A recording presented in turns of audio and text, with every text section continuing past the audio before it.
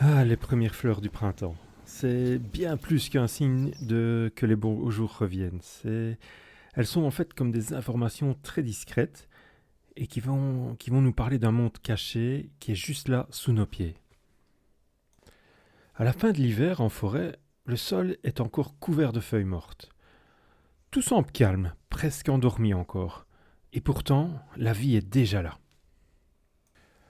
Au milieu des feuilles apparaissent les toutes premières petites fleurs. Une anémone par-ci, une ficaire par-là. Et souvent, vous allez le remarquer, c'est toujours aux mêmes endroits d'année en année.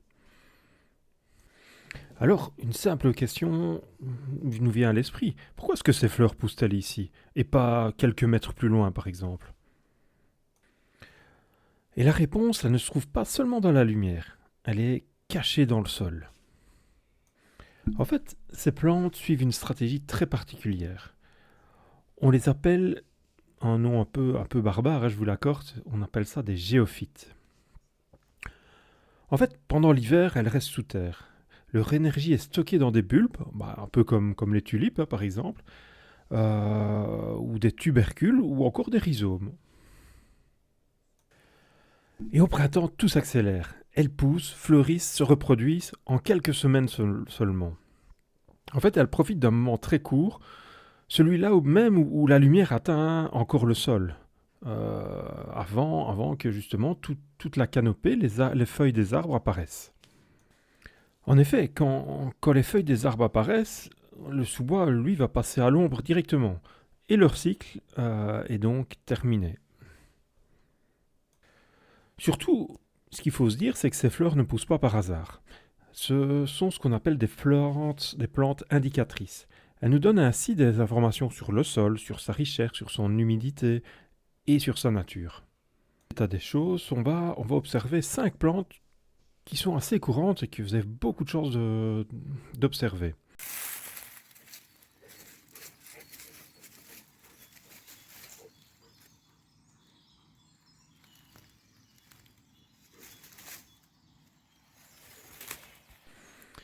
On va commencer par l'anémone sylvie. En fait, vous allez la remarquer parce qu'elle forme de grands tapis blancs et elle progresse très très lentement, juste quelques centimètres par an. Quand elle est très présente, ça indique souvent une forêt stable et bien installée.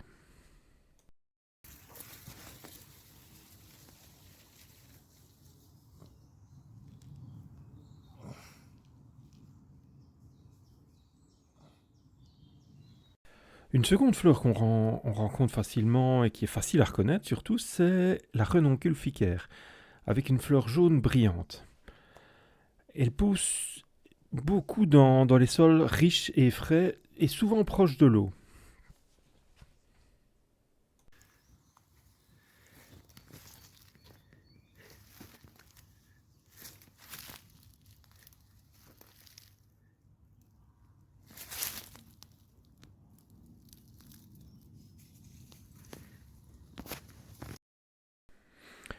La corridale solide, elle, est beaucoup plus discrète. Ses fleurs violettes, parfois roses, apparaissent dans les sols riches en humus. Ces graines ont une particularité assez surprenante, c'est qu'elles sont transportées par des fourmis. Et ça lui permet justement de se disperser dans le sous-bois. Alors une fleur assez connue aussi et avec une odeur très particulière, c'est bien entendu l'ail des ours, qui va former parfois de grands tapis. On reconnaît donc avec ses petites fleurs blanches en étoile son odeur caractéristique. Sa présence indique un sol profond, riche et vraiment très fertile.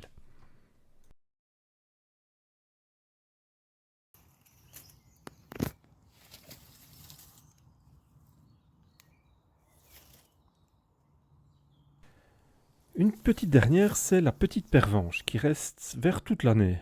Elle forme des tapis au pied des arbres avec des toutes petites fleurs de couleur violette, mauve. Et souvent, elle est liée à l'histoire humaine du lieu. Il s'agissait peut-être d'un ancien jardin, d'une ancienne habitation, d'une haie, voilà, quelque chose comme ça. Alors à partir de là, la forêt change. Notre regard descend vers le sol. Et ce sol, il devient comme un livre. Et toutes ces fleurs sont les mots. Alors la prochaine fois en forêt, qu'est-ce que le sol va vous raconter? Si ce sujet vous intéresse, vous trouverez le lien vers l'article complet sur le blog dans la description de la vidéo. Vous pouvez aussi vous inscrire à la newsletter pour recevoir régulièrement toutes ces clés de lecture et continuer à apprendre à observer la nature au fil des saisons.